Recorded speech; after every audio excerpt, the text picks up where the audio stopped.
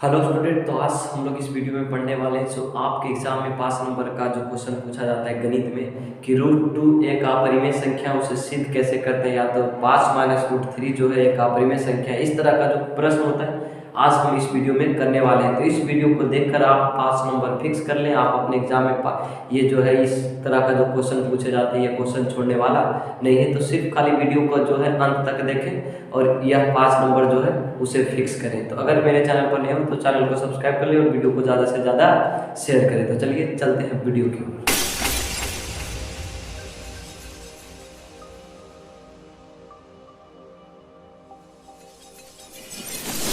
जैसे इस क्वेश्चन में दिया हुआ है कि सिद्ध करें कि √5 एक अपरिमेय संख्या है। तो सबसे पहले परिमेय संख्या और अपरिमेय संख्या की बात होती है तो हम लोग को इसके बारे में जानना होता है कि अपरिमेय संख्या क्या है और परिमेय संख्या क्या है। तो अपरिमेय संख्या की बात की जाए तो वैसी संख्या जिसे हम p/q के रूप में नहीं लिख सकते हैं उसे हम अपरिमेय संख्या कहते हैं। यानी कि अर्थात जो भी संख्या रूट के अंदर है और उसका वर्गमूल नहीं किया जा रहा है तो हम उसे अपरिमेय संख्या कह सकते हैं। सीधे इसके उल्टा जो होता है परिमेय संख्या होता है कि हम उसे p/q के रूप में लिख सकते हैं, लेकिन जो q होता है उसके नॉट मतलब कि इक्वल नॉट टू 0 है। मतलब कि जैसे परिमेय संख्या को हम p/q के रूप में लिख सकते हैं, लेकिन अपरिमेय संख्या को रूप में मतलब p/q के रूप में नहीं लिख सकते हैं। तो इसके बारे में जानकारी होगा कि परिमेय संख्या क्या है। तो परिमेय संख्या को हम p/q के रूप में लिख सकते हैं जहां q नॉट इक्वल टू 0। और अपरिमेय संख्या है जो सीधा सीधा समझेंगे कि जो भी संख्या का रूट के अंदर है और उसका वर्गमूल नहीं निकल रहा है तो वह अपरिमेय संख्या होगा। और हम लोग अब उसके हिसाब से तो हम ये जान रहे हैं कि यह एक अपरिमेय संख्या है, लेकिन बात हो गया कि यह कैसे अपरिमेय संख्या है और क्यों अपरिमेय संख्या है, इसके बारे में हम लोग को जानना है। तो सबसे पहले हम देखेंगे जब भी अगर इस तरह का क्वेश्चन दिया रहे तो सिद्ध करें कि √5 एक अपरिमेय संख्या है। तो हम इसको इस तरह से क्वेश्चन करेंगे कि जब अपरिमेय संख्या है तो इसको हम मानेंगे परिमेय संख्या। क्या मानेंगे? परिमेय संख्या। और जब इसको परिमेय संख्या मानेंगे तो परिमेय संख्या को हम p/q के रूप में लिख सकते हैं। क्या कर सकते हैं? लिख सकते हैं। तो उसी तरह से हम लिखेंगे। हम इससे जो हार्ड क्वेश्चन जो होता है ये तो सिंपल है। अगर इस तरह से भी क्वेश्चन दे दें कि 3 माइनस √3 एक अपरिमेय संख्या है कैसे सिद्ध करें, उसको भी बस अगर ये सीख जाएंगे तो ये इससे मतलब इसी पे ये भी बच जाएगा। ठीक। तो देखिए सबसे पहले क्या लिखेंगे, माना कि जैसे अपरिमेय संख्या तो मानेंगे क्या? परिमेय संख्या। तो लिखेंगे माना कि √5 एक परिमेय संख्या है। परिमेय संख्या है। तो जब परिमेय संख्या है तो हम अगर ये परिमेय संख्या है तो हम इसको p/q के रूप में लिख सकते हैं। तो इस तरह से लिखेंगे √5 बराबर p/q। √5 बराबर p/q इसलिए लिखे क्योंकि हम पहले ही मान लिए बोले थे कि अगर √5 एक अपरिमेय संख्या दिया हुआ है और इसे सिद्ध करना है तो हम इसे उल्टा मानेंगे। क्या मानेंगे? उल्टा। तो इसलिए माना कि √5 एक परिमेय संख्या है। संभव हो तो जैसे कि अपरिमेय संख्या तो परिमेय संख्या माने तो हम √5 को p/q के रूप में लिख सकते हैं। और लेकिन लिखेंगे यहाँ पर तो यह जो p और q जो है इसका कोई भी उभयनिष्ठ गुणनखंड नहीं होना चाहिए। तो लिखेंगे कि यहाँ p और q का कोई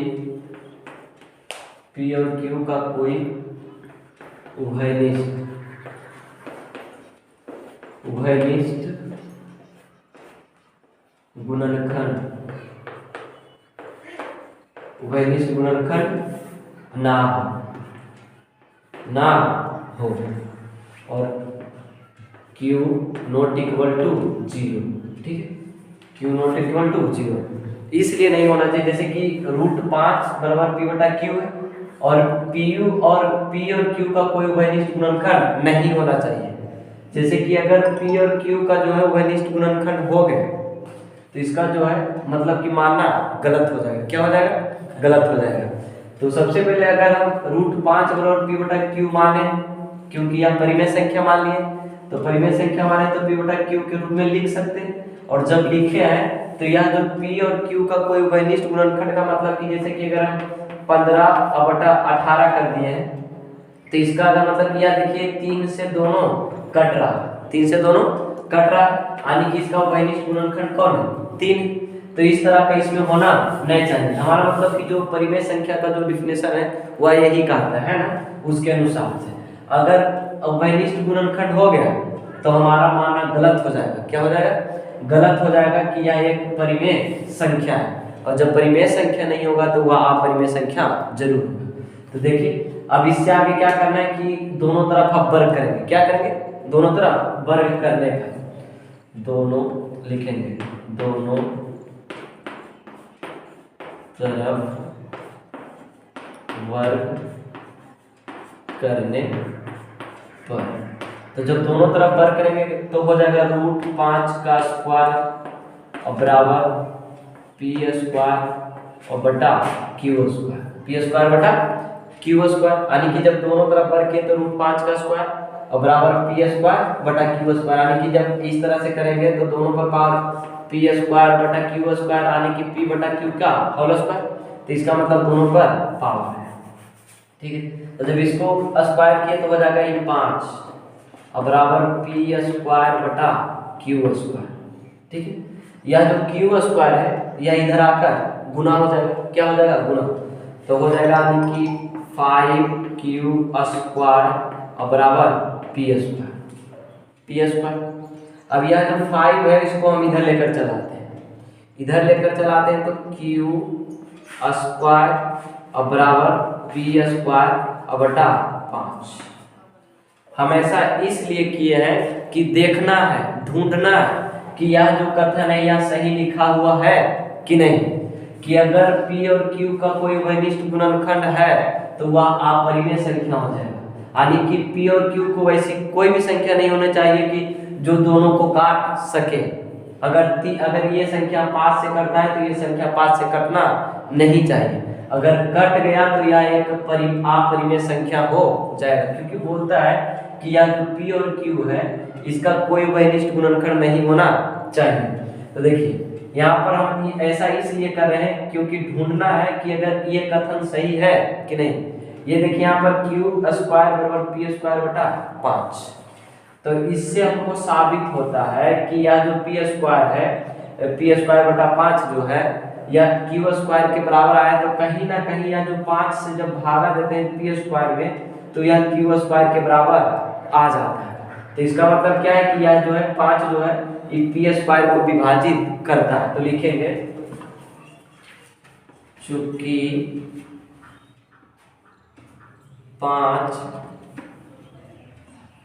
पी स्क्वायर को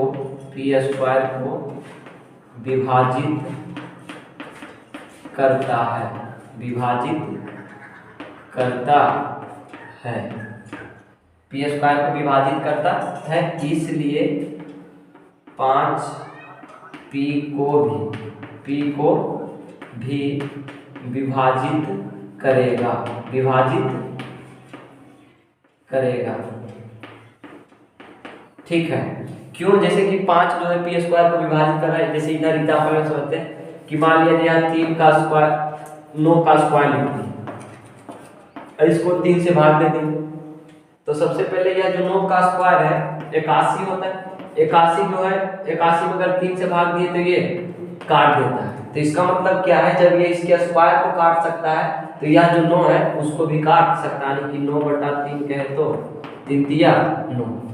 इस तरह से हम लिखें कि यह जो पी स्क्वायर को जब 5 विभाजित कर सकता है तो यह 5 हो ना हो पी को भी विभाजित करेगा। ठीक है, तो इसमें जो यहाँ पर जो है इसको समीकरण हम 1 मान लेते। क्या मानेंगे? 1 मान लेंगे। अब क्या करना है, जैसे कि अब मान लिया जाए एक कथन तो हुआ कि पी स्क्वायर को 5 विभाजित करता है। अब देखते हैं कि क्यू स्क्वायर को भी 5 विभाजित करता है या नहीं। अगर विभाजित करेगा तो इसका उभयनिष्ठ गुणनखंड हो जाएगा, और उभयनिष्ठ गुणनखंड हो जाएगा तो हमारा मानना गलत है कि √5 एक परिमेय संख्या है, तो इसलिए अपरिमेय संख्या हो जाएगा। तो अब देखते हैं अब क्या करें। जैसे 5 जो है p को भी विभाजित करेगा, तो अब क्या करना है कि यह जो p है मतलब p² है उसको हम मानेंगे इस तरह से, माना कि यानी कि यह जो p है p बराबर कुछ मान लेते हैं, माना कि p बराबर 5 के यानी कि क्या मानना है कि जैसे ये p है इसको मान लेंगे इतना बराबर यानी कि 5 के, यानी कि इसके कुछ गुणांक में मान लेंगे, मतलब इस तरह से चलना है कि p बराबर 5 के। ऐसा इसलिए कर रहे हैं क्योंकि p का मान रखते हैं तो देखते हैं कि 5 जो है यह q² को भी विभाजित करता है कि नहीं। तो सबसे पहले ये जो ऊपर में आता है उसको मान लेंगे उसके बराबर, और जो नीचे है उसके बराबर में कोई गुणांक मान लेंगे, k भी मान सकते हैं, c भी मान सकते हैं। तो अब क्या करेंगे कि यह जो p का मान है वह समीकरण 1 में पुट करेंगे। तो लिखेंगे p का मान समीकरण 1 में रखने पर तो समीकरण 1 जो है 5q² बराबर p², तो इसमें मान रखें 5q² बराबर p², और हम लोग को p का मान पता है तो p का मान रखेंगे 5q² बराबर p का मान कितना है 5 के², तो इसका स्क्वायर करेंगे तो 5q² बराबर 5×5 = 25 है। इस तरह से हम लिख सकते हैं क्योंकि वर्ग जो p है p का मान रखें 5 के, और 5 के यानी कि इसका वर्ग हो जाएगा तो 5 का वर्ग 25 यानी कि 25, और k का स्क्वायर जो है k²। इसको हम इससे काट सकते हैं 5×5 = 25, तो हो जाएगा q² बराबर 5k²। यह जो है 5 को हम इधर लेकर चलाएंगे तो हो जाएगा यानी कि k² बराबर लिख सकते हैं q² बटा 5। ये क्या, ये तो देखने को मिल गया कि यानी कि p² में 5 से भागा पड़ रहा है, q² से भी 5 भागा पड़ रहा है। इसका मतलब कि जब हम q² में 5 से भागा देते हैं तो कोई संख्या k² प्राप्त होता है। क्या होता है? k² प्राप्त होता है। तो इससे हम लोग देख रहे हैं कि यह जो 5 है यह 5 p को भी विभाजित कर रहा है, q को भी विभाजित कर रहा है। और हम ऐसा इस पहले ही बता दिए थे कि जब कोई भी संख्या, एक ही संख्या अगर p और q दोनों को काट रहा है तो वह उसका उभयनिष्ठ गुणनखंड हो जाएगा। और ऐसा कहना है कि परिमेय संख्या का जो परिभाषा होता है, परिमेय संख्या का जो कंसेप्ट होता है वह कहता है कि मतलब कि कोई भी जो p और q है इसका कोई उभयनिष्ठ गुणनखंड नहीं होना चाहिए। उभयनिष्ठ गुणनखंड कहने का मतलब कि यह कोई एक ही संख्या से दोनों ना विभाजित हो, लेकिन यहाँ प्राप्त हुआ कि 5 और इधर भी 5 जो कि p² और q² दोनों को विभाजित कर रहा है। तो इस ऐसे लिखेंगे चूंकि 5 p² q² को विभाजित करता है इसलिए 5 q को भी विभाजित करेगा। ठीक है, इस तरह से। यानी कि अब देखिए इससे साबित क्या होता है कि जो 5 है p और q का दोनों का उभयनिष्ठ गुणनखंड है। तो लिखेंगे अतः 5 p और q का एक उभयनिष्ठ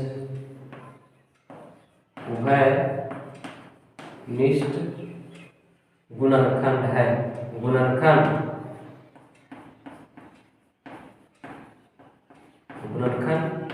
है। और ऐसा परिमेय संख्या में ऐसा कोई रूल नहीं है कि p और q का कोई उभयनिष्ठ गुणनखंड होना चाहिए। तो हम यहाँ पर लिखेंगे, अब कुछ लैंग्वेज लिखना होता है, इधर लिख देते हैं। तो लिखेंगे कि अतः हमारा मानना गलत है, अतः हमारा मानना गलत था कि रूट 5 एक परिमेय संख्या है। रूट 5 एक परिमेय संख्या है। क्यों मानना गलत हुआ? क्योंकि जैसे कि हम सबसे पहले क्या किए, तो इसलिए लिखेंगे अतः रूट 5 एक अपरिमेय संख्या है। अपरिमेय संख्या है। यह हो गया इसका आंसर। तो सबसे पहले हम क्या किए, सबसे पहले यह रूट 5 एक अपरिमेय संख्या साबित करने बोल रहा था, तो हम इसके ठीक विपरीत मानिए कि माना कि रूट 5 एक परिमेय संख्या है, लेकिन हमें साबित करना है अपरिमेय संख्या। तो परिमेय संख्या को हम p बटा q के रूप में लिख सकते हैं, क्योंकि हम रूट 5 को अगर परिमेय संख्या मानने हैं तो इसके इक्वल में p बटा q लिख सकते हैं। और जहां जो है मतलब कि यह जो p और q है इसका कोई भी उभयनिष्ठ गुणनखंड नहीं होना है। अगर हो गया तो यह अपरिमेय संख्या और नहीं हुआ तो यह परिमेय संख्या है। तो इसी तरह सबसे पहले हम क्या किए, इसी को साबित करने मतलब यह जो कंसेप्ट है इसी को साबित करने के लिए इतना प्रोसेस किए। अगर हो जाता तो परिमेय संख्या और नहीं होता तो अपरिमेय संख्या। ठीक है, मतलब होता तो यानी कि जब अगर हो रहा है तो इसका उभयनिष्ठ गुणनखंड है तो अपरिमेय संख्या, अगर नहीं होता तो परिमेय संख्या हो जाता है। तो वही इसको साबित कर रहे हैं कि गुणनखंड है या नहीं पता लगा रहे हैं। अगर पता लग गया कि गुणनखंड है तो वह अपरिमेय संख्या होगा, और नहीं लगा तो समझ लीजिए कि यह परिमेय संख्या।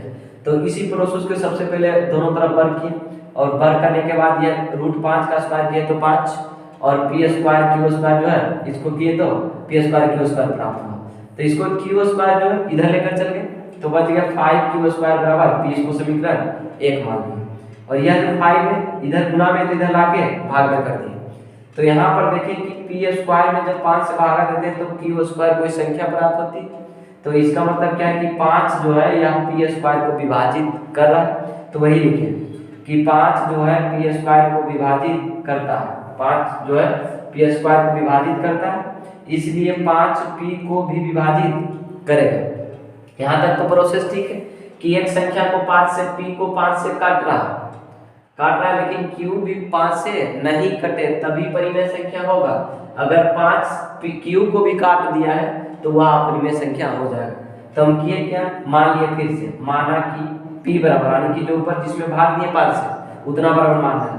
p बराबर कितना मान लिए 5 के, और इसका जो मान है p का मान समीकरण 1 में रख देंगे। तो समीकरण 1 में रखे तो 5q स्क्वायर बराबर p स्क्वायर, यह समीकरण 1 था। और जब इसमें मान रखे तो आगे कितना 5q और बराबर 25 के स्क्वायर, और इसको डिवाइड किए तो 5 से डिवाइड हो गया तो बच गया इधर q स्क्वायर बराबर 5 के स्क्वायर। इस 5 को हम इधर लेकर आए q स्क्वायर में, यानी कि q स्क्वायर बटा 5 हो जाएगा। तो देखिए k स्क्वायर और बराबर q स्क्वायर बटा 5। इसका मतलब कि जब q स्क्वायर में 5 से विभाजित करते हैं तो k कोई संख्या प्राप्त होता है। तो इसका मतलब क्या है कि 5 जो है q स्क्वायर को भी विभाजित कर रहा है, इसलिए 5 जो है q को भी विभाजित करेगा। तो अतः मतलब कि यहाँ देख रहे हैं कि 5 जो है q के भी विभाजित कर रहा है और p को भी विभाजित कर रहा है। तो इससे पता चला कि 5 जो है p और q का एक उभयनिष्ठ गुणनखंड है, और उभयनिष्ठ गुणनखंड है तो हमारा मानना क्या हो जाएगा, गलत हो जाएगा। क्योंकि गलत इसलिए होगा क्योंकि परिमेय संख्या कहता है कि इसका जो p और q है इसका कोई भी उभयनिष्ठ गुणनखंड नहीं होना चाहिए, और यहाँ उभयनिष्ठ गुणनखंड हो गया। तो मानना क्या हो गया, गलत कि यह एक अपरिमेय संख्या, यह एक परिमेय संख्या है, हमारा मानना गलत है। तो होगा कौन संख्या, तो अतः रूट 5 एक अपरिमेय संख्या है। अब एक तरह का क्वेश्चन और पूछा जाता है, तो इसमें क्या होगा कि सबसे पहले अगर मान लिया जाए 5 माइनस रूट 3 दे दे, तो हमको साबित करना है सबसे पहले रूट 3 को ही पकड़ेंगे कि माना कि अगर संभव है तो रूट 3 एक परिमेय संख्या है। 5 को छोड़ देना, 5 को क्या करना छोड़ देना, बस ऐसे ही रूट 3 को लेकर चलेंगे और लास्ट में कुछ लैंग्वेज लिखना है। इतना तक तो लिख देंगे, यहाँ तक लिखेंगे उसके बाद कहेंगे कि जो 5 कोई भी दो मतलब कि अगर एक परिमेय संख्या है और दूसरा अपरिमेय संख्या है तो इसका या तो योगफल या तो अंतरफल हो या तो गुणनफल हो। ये तीनों अगर परिमेय अपरिमेय संख्या से जुड़ गया, या तो मतलब कि उसमें अंतर है, या तो गुना है, या तो भाग है, तो वह सभी संख्या जो होगी वह एक अपरिमेय संख्या होगी। तो आइए क्वेश्चन इस तरह से भी हम ले लेते हैं, उसके बाद साबित करते हैं। तो चलिए से एक क्वेश्चन इस तरह का भी पूछा जाता है कि 3 माइनस रूट 2 या तो 3 प्लस रूट 2 है ना, इस तरह का क्वेश्चन पूछे, या तो कुछ भी रहे। 5 रूट 2 है तो हमको इसमें रूट 2 को लेकर चलना है। अगर 5 प्लस रूट 2 है तो इसको भी हम इसमें 2 को लेकर चलेंगे, या तो अंदर 5 भी है तो इसको 5 यानी रूट वाले संख्या को हम लेकर चलेंगे। तो करेंगे क्या, सेम प्रोसेस करेंगे। सेम प्रोसेस करने का मतलब कि यहाँ अपरिमेय संख्या लिखा है तो हम मानेंगे क्या, परिमेय संख्या। तो लिखेंगे संभव है तो, संभव है तो, संभव है तो रूट 2 एक परिमेय संख्या है। माना कि संभव है, माना कि संभव है तो रूट 2 एक परिमेय संख्या है। यहाँ जो है हम 3 को छोड़ दिए, लास्ट में कुछ लैंग्वेज लिखेंगे जो कि यह जो 3 है वह ऐड हो जाएगा, क्योंकि 3 भी हम लोग जानते हैं कि 3 जो है एक परिमेय संख्या है, इसलिए रूट 2 को भी मान लिए क्या, एक परिमेय संख्या है। क्योंकि 3 के बारे में तो हमें पता है, लेकिन रूट 2 के बारे में हमें कुछ भी पता मान लिया जाए, सपोज दैट कि पता कुछ भी नहीं, इसको पहले हम साबित करते हैं कि यह परिमेय संख्या है कि नहीं, कंफर्म नहीं। जैसे हम बोले कि रूट के अंदर जो है उसका वर्गमूल अगर निकल जाता है तो वह परिमेय संख्या है, और जिसका वर्गमूल नहीं निकलता है वह अपरिमेय संख्या होता है। तो इसको हम साबित इस तरह से करेंगे। सबसे पहले हम मान लिए रूट 2 एक परिमेय संख्या है, क्योंकि अपरिमेय संख्या साबित करना है 3 माइनस रूट 2। तो अब क्या करेंगे, रूट 2 बराबर पी बटा, इधर साइड से करते हैं, रूट 2 बराबर पी बटा क्यू। फिर जैसे अगले क्वेश्चन में लैंग्वेज लिखे थे सेम प्रोसेस करेंगे, बस लास्ट में ऐड करेंगे कुछ ऐसे शब्द जो आने की इसका मतलब कि जो मान है वह संतुष्ट कर दे। तो लिखेंगे कि यहाँ P और Q का कोई उभयनिष्ठ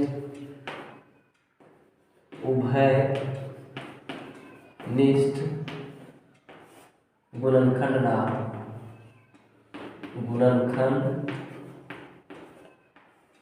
ना हो। मतलब कि यह जो P और Q जो है इसका कोई उभयनिष्ठ गुणनखंड ना, इसलिए क्योंकि अगला भी वीडियो में माने थे, मतलब कि अगला जो क्वेश्चन है उसमें भी माने थे कि यह जो P और Q का जो है कोई उभयनिष्ठ गुणनखंड नहीं होना चाहिए। और यहाँ जो है Q not equal to 0, Q not equal to 0। ऐसा इसलिए माने कि अगर P और Q का कोई उभयनिष्ठ गुणनखंड होता है तो वह परिमेय संख्या नहीं होगा। अगर जब P और Q का जो है अगर गुणनखंड है तो वह अपरिमेय संख्या हो जाएगा। ठीक है, तब देखिए, तब इसके आगे प्रोसेस क्या किए थे कि दोनों तरफ मतलब इस रूल को हमको फॉलो करना है, ऐसा साबित करना है कि हाँ सच में जो है P और Q का कोई उभयनिष्ठ गुणनखंड है या नहीं, हमें ये पता करना है। ये जो लिखा है ब्रैकेट के अंदर इसके बारे में चलना है। तो सबसे पहले क्या करते हैं, दोनों को वर्ग करते हैं, दोनों तरफ वर्ग करते हैं, दोनों तरफ वर्ग करने पर, दोनों तरफ वर्ग करने पर तो हो जाएगा रूट 2 का स्क्वायर बराबर P बटा Q का स्क्वायर। तो रूट 2 का स्क्वायर अगर करते हैं तो 2 ही प्राप्त होगा, और या P बटा Q का स्क्वायर करते हैं तो P स्क्वायर बटा Q स्क्वायर। ठीक है, तो सबसे पहले अब करना क्या है कि अब यह जो है 2 और यह जो P स्क्वायर बटा Q स्क्वायर, तो हम Q स्क्वायर को उधर लेकर जा सकते हैं। तो ये हो जाएगा हमारा फॉर्मेट 2Q स्क्वायर बराबर P स्क्वायर। अब इस 2 को हम इधर लेकर चलाते हैं तो हो जाएगा Q स्क्वायर बराबर P स्क्वायर बटा 2। हम यह P बटा Q के जगह A बटा B भी मान सकते हैं, बटा N भी मान सकते हैं, किसी तरह से भी मान सकते हैं। यह जो देखिए यहाँ पर जो यह क्यू स्क्वायर है बराबर पी स्क्वायर बटा 2 है, तो इससे हमें क्या साबित हो रहा है कि जब हम पी स्क्वायर में 2 से भाग देते हैं तो क्यू स्क्वायर कोई संख्या प्राप्त होता है। तो इसके मतलब क्या है कि यह जो पी स्क्वायर है 2 से विभाजित है, तभी क्यू स्क्वायर जो संख्या हुआ प्राप्त हुआ है। तो हम कह सकते हैं कि यह जो 2 है पी स्क्वायर जो है यह 2 से विभाजित होता है, और यह इसका जो पी, इसलिए पी भी 2 से विभाजित होगा। तो लिखेंगे कि पी स्क्वायर 2 से विभाजित है, 2 से विभाजित होता है, विभाजित होता है, इसलिए P भी 2 से विभाजित होगा, 2 से विभाजित होगा, 2 से विभाजित होगा। ठीक है, और जब 2 से विभाजित होगा तो अगला जो है हम क्या कंडीशन माने थे, जब एक दाब मतलब कि एक बार जो है अगर विभाजित हो गया तो हम मान लेंगे ऊपर वाला बराबर मानेंगे। तो ऊपर बराबर कितना है लिखेंगे इसे, माना कि P बराबर 2 और इसके साथ कोई संख्या और गुना कर देंगे ताकि इसमें पता चल जाए कि जब भाग दे या तो P का मान रखें तब पता चल जाए। तो यानी कि माना कि P बराबर 2 के, तो यहाँ जो है समीकरण इसको 1 मान लेंगे, समीकरण 1। अब इसका जो P का जो मान है वह समीकरण 1 में हम बैठा देंगे, इधर से लिख सकते हैं, लिखेंगे P का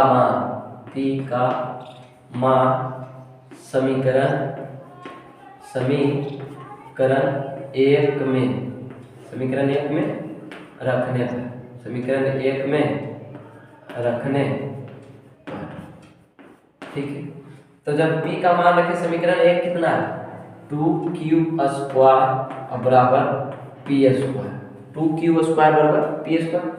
तो यार 2q तो 2q ही रह जाएगा, 2q स्क्वायर बराबर P का मान कितना है 2k, तो 2k स्क्वायर, यह हो जाएगा 2q स्क्वायर बराबर देखिए 2 का स्क्वायर 4 और k का स्क्वायर k स्क्वायर। तो इसमें देखिए 2 दूनी 4, 2 दूनी 4। अब ये ओरिजिनल हो गया q स्क्वायर बराबर 2k स्क्वायर। तो यहाँ जो 2 है इधर चला जाएगा, तो हो जाएगा q स्क्वायर बटा 2 बराबर k स्क्वायर। ये क्या, ये देखिए कि यह जो है 2 q स्क्वायर को भी विभाजित कर दिया। जब q स्क्वायर को 2 से भाग देते हैं तो वह k स्क्वायर कोई संख्या प्राप्त होता है, और जब होता है तो यह देखिए p स्क्वायर को भी 2 विभाजित कर रहा है और q स्क्वायर को भी 2 विभाजित कर रहा है। तो जब ऐसा कुछ आ जाए बात यानी कि दोनों संख्या को विभाजित कर रहा है 2, तो इसका मतलब क्या है कि 2 जो है p और q दोनों का एक उभयनिष्ठ गुणनखंड है। तो हम लिखेंगे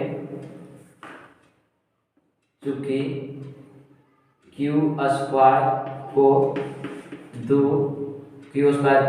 विभाजित करता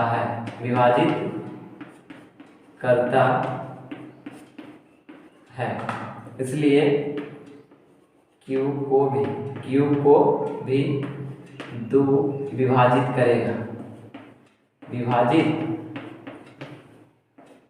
करेगा, ठीक है। तो जब यहाँ से हमको क्या पता चला कि 2 जो है एक ऐसी संख्या है, एक ऐसी मतलब कि इसका जो p और q का एक उभयनिष्ठ गुणनखंड है जो कि p और q को काट रहा है। तो हम लिखेंगे अतः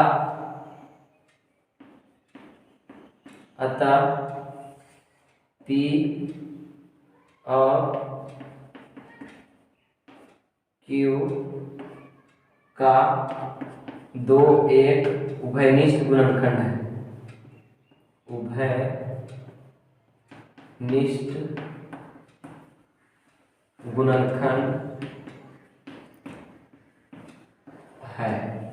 ठीक है। जैसे बोल रहा है कि था p और q जो है वह 2 का एक उभयनिष्ठ गुणनखंड है। क्यों है, क्योंकि जो 2 है वह q स्क्वायर को भी विभाजित कर रहा है, q को भी विभाजित कर रहा है और p स्क्वायर और p दोनों को विभाजित कर रहा है। तो इसका मतलब जब दोनों को विभाजित कर रहा है तो यह एक उभयनिष्ठ गुणनखंड है। और उभयनिष्ठ गुणनखंड जब है, ये पहले ही कंडीशन लगा दिया था कि यहाँ जो P और Q है इसका कोई वैनिष्ठ गुणनखंड नहीं होना चाहिए, और इसी रूल को हम लेकर चल रहे हैं। ये देखिए हमको प्राप्त हुआ कि यह जो 2 है यह P और Q दोनों का एक वैनिष्ठ गुणनखंड है, और वैनिष्ठ गुणनखंड है तो यह परिमेय संख्या नहीं होगा, क्योंकि पहले ही कहा दिया कि अगर √2 एक परिमेय संख्या है और इसे हम P बटा Q के रूप में लिख सकते हैं, तो यह जरूर मतलब कि इसका कोई P और Q का कोई वैनिष्ठ गुणनखंड नहीं होगा। अगर हो गया तो यह √2 जो है एक परिमेय संख्या नहीं होगा, यह मानना गलत है कि √2 एक परिमेय संख्या है। किस रूल के मुताबिक? इस रूल के मुताबिक। तो लिखेंगे इधर, अब कुछ लैंग्वेज लिखना है, इस तरह से इतना लिखना होता है। तो देखिए ये ऑफिशियल हो गया, इससे भी आसान से भी बनाया जा सकता है, लेकिन सबका अपना अपना तरीका होता है, और ये जो है इसमें कोई नंबर काटने वाला नहीं। तो देखिए लिखेंगे कि अतः, इसके आगे से अतः हमारा मानना गलत है, हमारा मानना गलत है कि √2 एक परिमेय संख्या है, परिमेय संख्या है। यह लिखना है फिर अतः यह एक अपरिमेय संख्या, मतलब कि अतः √2 एक अपरिमेय संख्या है, अपरिमेय संख्या है। लेकिन हमें √2 साबित नहीं करना है, करना क्या था कि 3 - √2 को साबित करना था कि यह एक अपरिमेय संख्या है कि नहीं। तो लिखेंगे एवं 2 रूट, मतलब कि √2 तो हो गया 3, एवं 3 एक परिमेय संख्या है, परिमेय संख्या। जैसे क्या किए थे कि √2 को जब साबित किए तो एक अपरिमेय संख्या है, और रूट या जो 3 है वह एक परिमेय संख्या है, हम लोग जानते हैं। तो अब लिखेंगे क्या कि जो इसके बारे में कुछ कथन मिले, तो लिखेंगे कि हम जानते हैं कि कोई भी परिमेय संख्या और अपरिमेय संख्या का अंतरफल जो होता है वह एक अपरिमेय ही संख्या होता है। तो लिखेंगे इस तरह से, हम जानते हैं कि कोई भी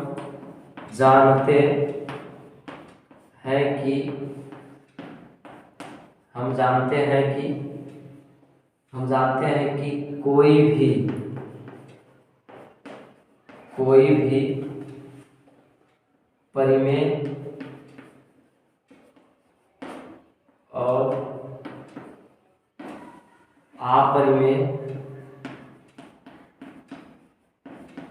और अपरिमेय संख्या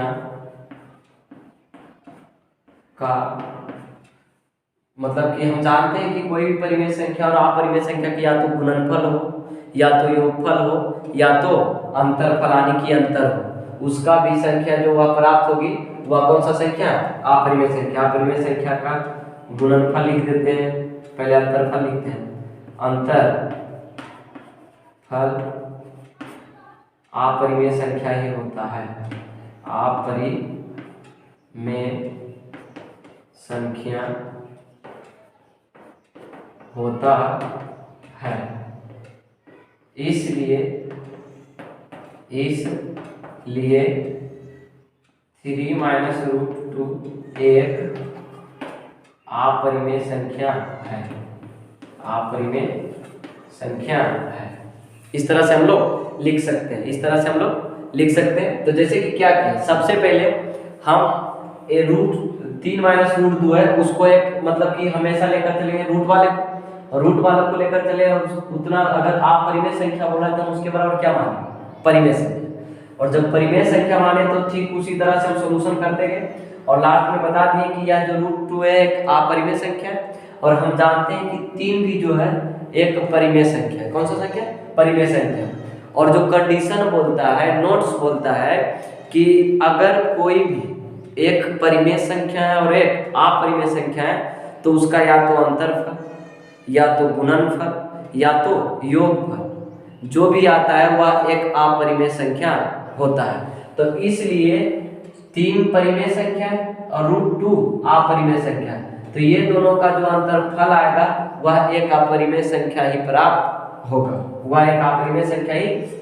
अगर यहाँ पर मान लिया जाए 3 + √2 हो जाता तो बस सब कुछ प्रोसेस यही रखते हैं, बस यहाँ पर जो अंतरफल लिखा है यहाँ पर हम योगफल लिख देते हैं। अगर प्लस को हटाकर गुणा का यानी कि 3√2 होता तो हम यहाँ पर गुणनफल लिखते हैं। तो इस तरह से हम लोग साबित कर सकते हैं। तो आशा करता हूँ कि यह वीडियो आपको बेहद ही पसंद आया होगा और आपके एग्जाम के लिए बहुत ही जरूरी होगा। तो इसलिए अपने दोस्तों और अपने सहपाठियों को भी शेयर करें ताकि इस वीडियो के माध्यम से वो अपने एग्जाम में, अपनी परीक्षा में 5 नंबर को फिक्स कर सके। तो अगर आप मेरे चैनल पर नए हो तो चैनल को सब्सक्राइब करें और वीडियो को हमेशा अंत तक देखें और ज़्यादा से ज़्यादा शेयर करें, और वीडियो अगर अच्छा लगे तो कमेंट में ज़रूर बताएं। तब तक के लिए धन्यवाद, टेक केयर।